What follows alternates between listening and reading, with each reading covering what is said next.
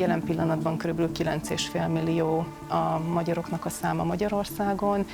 Vannak olyan becslések, amik szerint 2050-re olyan 8,5 millió körül leszünk.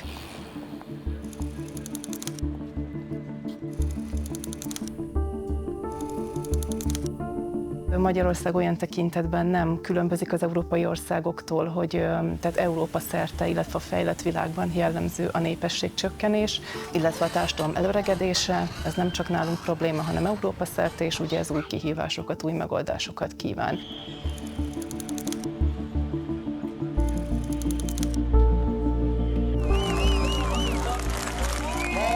Forradalom történt a szavazófülkékben.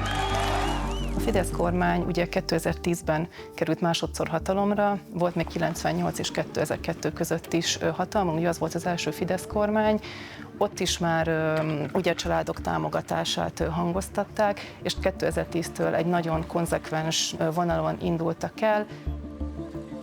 Nagyon sokszor hallottuk a retorikában, hogy a mai fiatalok számára már nem érték a család, fogy a népesség. Egyik legfőbb céljuk az volt, hogy a konzervatív, hagyományos szerepeken nyugvó családmodellt úgymond felélesszék, visszahozzák.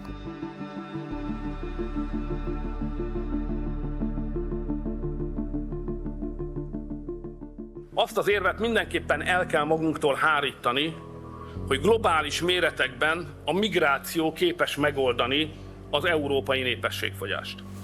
Le kell váltanunk azt a liberális diskurzust, ami a gyermekvállalásban veszélyt, értelmetlen áldozatvállalást, a családi életben pedig az egyéni lét kiteljesedésének korlátját látja.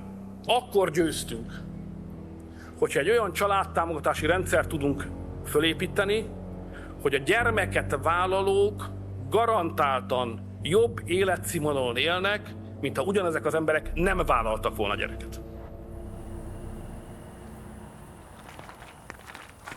I am a mother of 3 and I love being a mom, but I also love being more than that. Először ezt kell, hideg.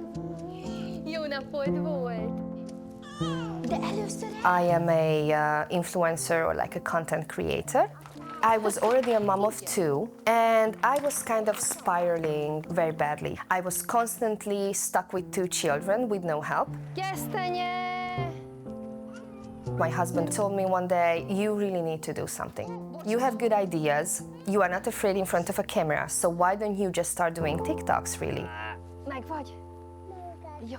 Then it occurred to me, yeah, I could actually talk about my experiences. I'm going to talk about motherhood. I want to talk about marriage. Azt a mindenit! Mi ez a dél? And now it's been 3 years. And I've built a platform with 299,000 followers as of today. Here in Hungary, you get like great benefits. So the way we benefit from the family policies in Hungary, first of all, is the tax reduction. So we get quite a nice amount back. We don't pay for the lunch in kindergarten, and we also don't pay for the daycare. Megetted-e az ebédet? És mi volt? The baby expecting loan, it's 10 million Hungarian forints, which is 25,000 euros, which is quite a big amount. Egy gyermek után kamatmentes marad ez a hitel, 2 gyermek után a tartozás 30%-át engedik el, 3 gyermek után pedig a teljes tartozást elengedik. This is me, my husband, our son Bence, our older daughter Adele, and small daughter Panni. We had some debts, so we paid that. We bought a car, we bought some essentials, and we put it aside so we can have always something to touch when something goes sideways. The baby expecting loan, the concept is good, but from the psychological side, I think it's a really big pressure for the families. You had like a 5-year plan, and you have to get pregnant in that 5-year window. And this is with the second child and with the third one. And if you can't have kids, then you have to pay it back with a penalty. Akkor lép érvénybe, hogyha például a felek elválnak, vagy ha nem születik gyermek, 120 napon belül kell ugye az elmúlt 5 évnek a büntetőkamatát visszafizetni. Ezeken is lehet látni azt, hogy a hagyományos család irányába terelik az embereket, hiszen úgymond megnehezítik, hogy szétváljanak ezek a családok. Még egyéb elemek vannak, amiket a Fidesz nagyon fontos családtámogatási elemként határoz meg, ilyen például a különböző adóengedmények, családi adókedvezmény, ugye most a személyi jövedelemadómentesség 3, illetve 2 gyermekes anyáknak. Itt nem kizárólag a népesség növelés a fő cél, hanem a felső középosztály gyermekvállalásának az ösztönzése, ugye ezt szelektív pronatalizmusnak nevezzük, amikor egy adott csoportnak a gyermekvállalását kívánjuk ösztönözni. If you look at it from the outside, in a way, I do feel they are supporting big families. But in another way, I think they are actually not supporting those who need the biggest support. Én nagyon sok olyan kritikát hallottam, hogy minthogyha az egygyerekes családokat elfelejtenék, hogy az egy gyerek az nem gyerek tulajdonképpen. If you break it down and if you think about it really deeply, I don't feel like they can actually call themselves as family friendly.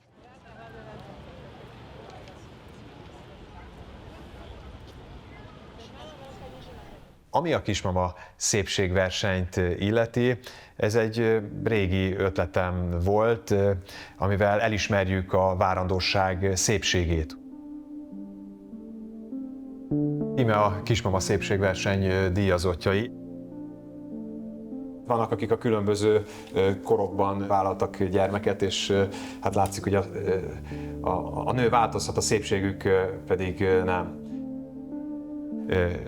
Egy nő rendkívül szép várandósan is, ne tartson vissza fiatalokat a gyermekvállalástól az, hogy esetleg megváltozik a testük, hiszen annak is megvan a maga szépsége, gyönyöre. A Mi Hazánk Mozgalom országgyűlési képviselője és alelnöke vagyok. A Mi Hazánk Mozgalom egy markáns nemzeti szuverenista párt. Szeretnénk egy harmadik utat mutatni, paradigmaváltást hozni és bizonyos tabu témákat is felvállalni. Szívügyem a magzatok, éppen ezért is hordom ezt a nemzetközi életvédő szimbólumot, egy 10 hetes magzatgyermek talp lenyomatát, amellyel megmutatjuk, hogy egy ilyenkorú gyermeknek van egyébként már minden kifejlett szerve, szívhangja is. Az életvédelem egy meghatározó alapelv számunkra, nem csak demográfiai, hanem morális szempontokból is. Éppen ezért nyújtottuk be a szívhangtörvényt, amelyet végül a kormány rendeletként el is fogadott, ami alapján az abortuszra készülő nőknek meg kell hallgatniuk a gyermekük szívhangját, mindegy az utolsó szó jogán, de egyben életükben először kommunikálva a gyermekükkel, hogy átérezzék a döntésük súlyát.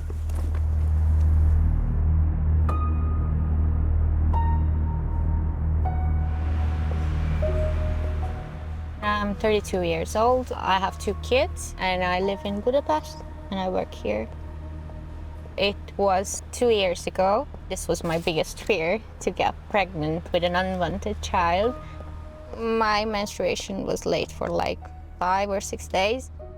I figured I'm pregnant, and then I called my doctor. And I was like, I don't want this baby. And he said that I have to go to a committee to say why I don't want this baby. Then he said that they will give you time to think, and then you have to go back. They will make a decision, and then you will get an appointment for the abortion. It would take weeks, and also he said that he would have to make an ultrasound so I can hear the baby's heartbeat.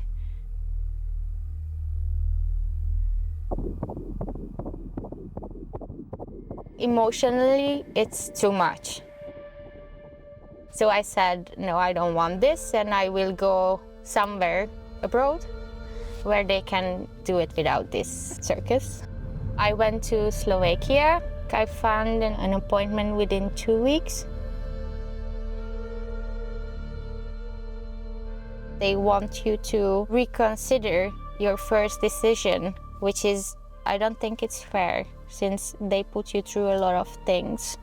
It's a decision that I made out of knowing that I would not be able to give them that happiness that I want to give anyone. And since I have 2 kids, it's more hard. It would be about them as well. Azzal indokolták ezt a lépést hivatalosan, hogy felelősségteljesebb döntést tudjon hozni az anya, de nyilvánvalóan ez nem igaz, hiszen ez inkább csak egy plusz terhet rak azokra a nőkre, akik ugye nem szeretnének anyává válni valamilyen okból. I think the heartbeat law is unhuman. How can you make a person listen to something that is already has a heartbeat that she doesn't want? I think it's torture. Csökkenést folyamatosan látunk egyébként az abortuszok tekintetében. Én már annak is örülök, hogyha egy kicsit a közbeszéd részévé tud válni, és akik eddig gondolkozás nélkül egy fogászati beavatkozás szintjén kezelték az abortuszt, azok egy kicsit elgondolkoznak és látják, hogy ez egy súlyosabb kérdés, mind az ő életükre, de hát nyilvánvalóan elsődlegesen annak az életére nézve, akiét elvetetik egy ilyen beavatkozás által.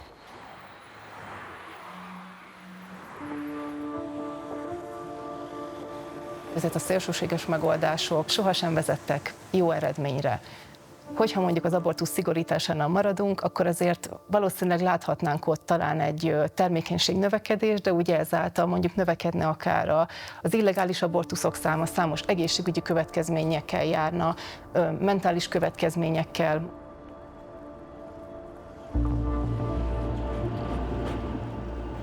Ez a szívhangtörvény egyébként abszolút beleilleszkedik abba a képbe, amit ugye a magyar kormány igyekszik közvetíteni a magyarok felé, hogy mégiscsak egy konzervatív, hagyományos családban éljenek, ahol minden gyermeknek meg kell születnie. Az a jó, hogyha minél több gyerek van. Nem tudunk mesterségesen konstruálni egy számunkra tetsző társadalmat, hanem sokkal inkább a jelenlegi igényeket kellene felmérni, és ehhez igazítani a támogatási rendszert.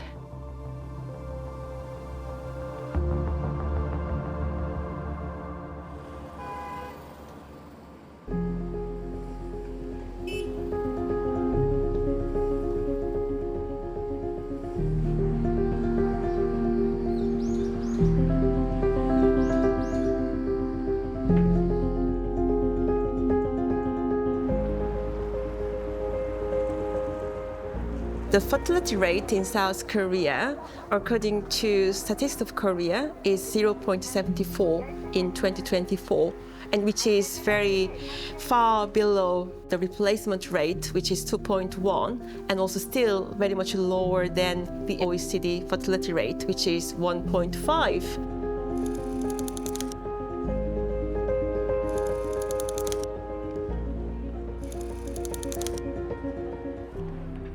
Korean government is concerned about the less human resources in the labor market. And obviously, if there are less human resources, the economic growth will be threatened. And already this lower birth rate has impacted significantly, not only manufacturing, but also service sector or many other professional sectors.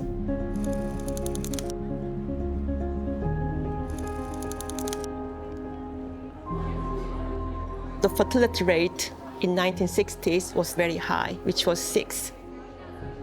That was the time when South Korean government started to do more industrialization. The government launched a first family planning campaign.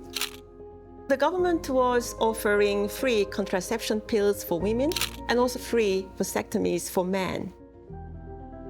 But in 1990s, when South Korea was undergoing the IMF economic crisis, the birth rate started falling down. Then finally in 2005, the birth rate reached 1.08, and that was a shock. And the government realized that the lower birth rate can threaten the future economic growth. So since then, there has been huge, massive, significant investment in family policy, child care policy.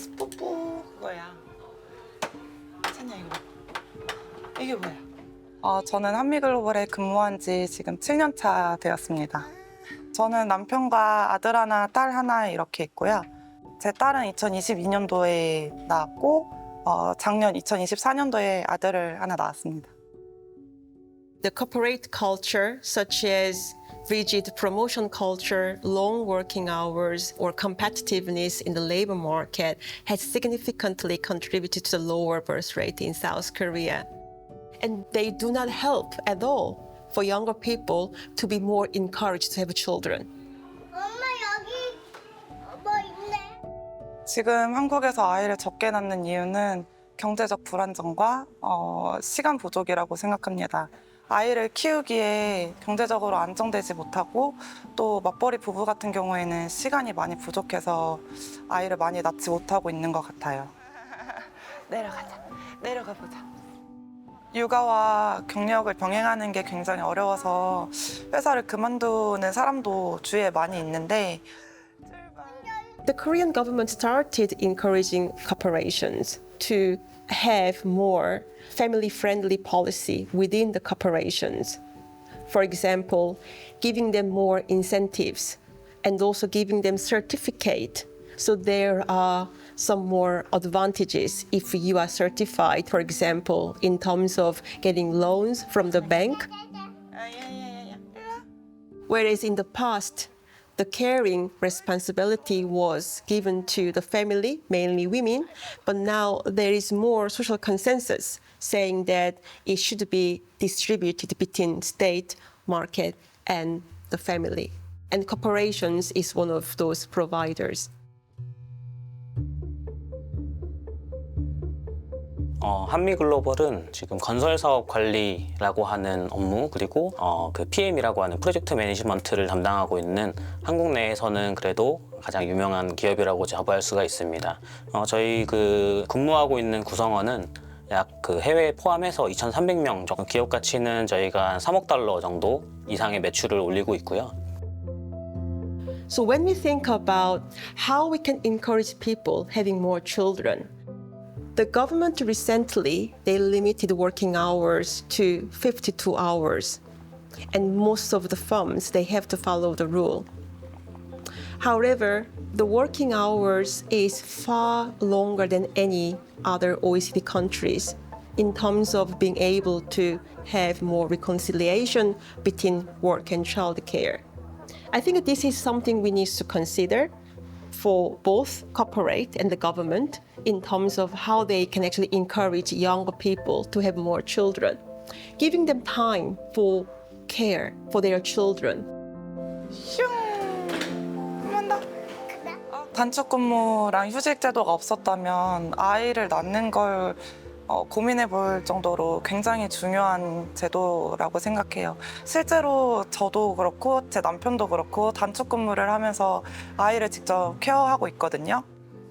만약에 그런 제도가 없었다면 아이들을 직접 케어하기 위해서 일을 그만둬야 될 수도 있다고 생각을 했을 것 같아요. 기다렸다.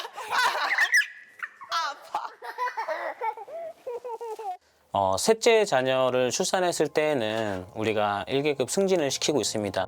저희 회장님께서는 셋째 자녀, 자녀를 많이 출산한 사람들에게 어드밴테이지를 줘라 라고 계속해서 강조해서 얘기하셨었는데 인사에서는 사실 반대했었습니다. 왜냐하면 이게 어떻게 보면은 불공평한 제도이고 자녀를 낳고 싶어도 못 낳는 사람들도 있기 때문에 이런 부분에 있어서 되게 우려를 많이 표했었고 이거는 우리 나라가 지금 짊어진 숙제를 해결해주고 있는 구성원들에 대한 우리의 배려이고 당연히 받아야 될 권리이다 라고 강력하게 얘기하셨기 때문에 도입이 됐습니다.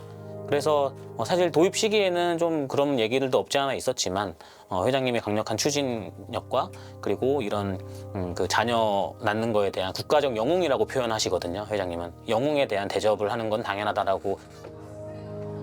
네, 도착했습니다. 생각이 없다면은 거짓말이겠지만 그 혜택을 받고자 셋째 아이를 낳는다는 결정을 하는 것은 또 다른 문제이기 때문에 그래서 남편의 동의도 필요하고요. 저 남편이 좀 육아에 굉장히 많은 도움을 주고 있는데 역설적으로 그게 힘들어서인지 셋째는 낳지 말자고 지금 하는 상황이에요. 그래서 네. 오. 오, 최고.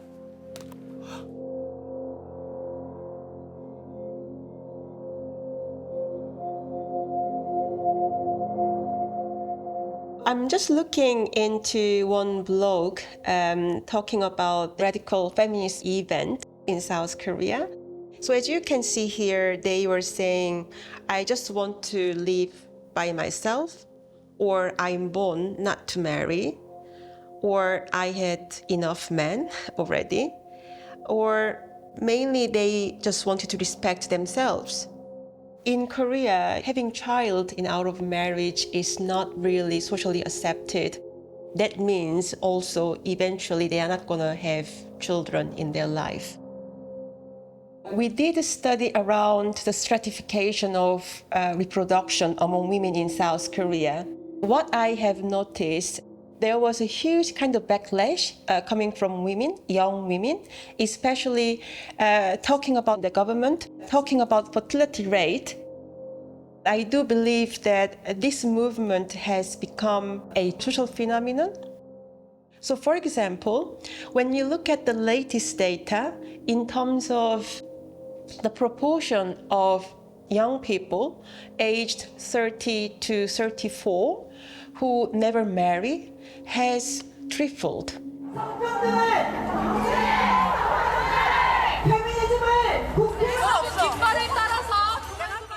The current generation's attitude toward life and marriage is very different compared to the previous generations, especially for girls. They prioritize more of their self-interest and their career development rather than becoming a mother in their future. They wouldn't care whether the lower birth rate will go or lower in South Korea, but what they do care is about the reproduction should be considered as women's right rather than kind of a tool. So what they really argue is that bringing the right of reproduction first, and then the autonomous decision will come through.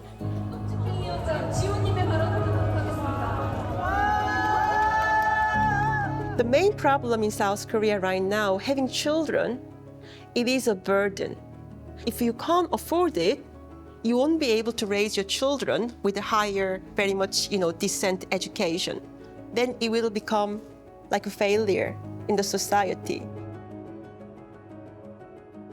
If you are employed by large, very much stable capital corporations, you will be very much encouraged by their policy. However, if you are working as a freelancer or self-employed, or if you are working in a medium, small size company, the structures are not there. Those particular group of women and young couples who are structurally marginalized and therefore involuntarily giving up on having children or even postpone their childbirth. And this is something we need to consider in order to increase the fertility rate. Everyone should have their own choice. It shouldn't be imposed by their employers or by the state. Reproduction is not obligation. It is more of right. When you are willing to have children, you should be supported, and that responsibility needs to be shared between the state and the corporations and the family.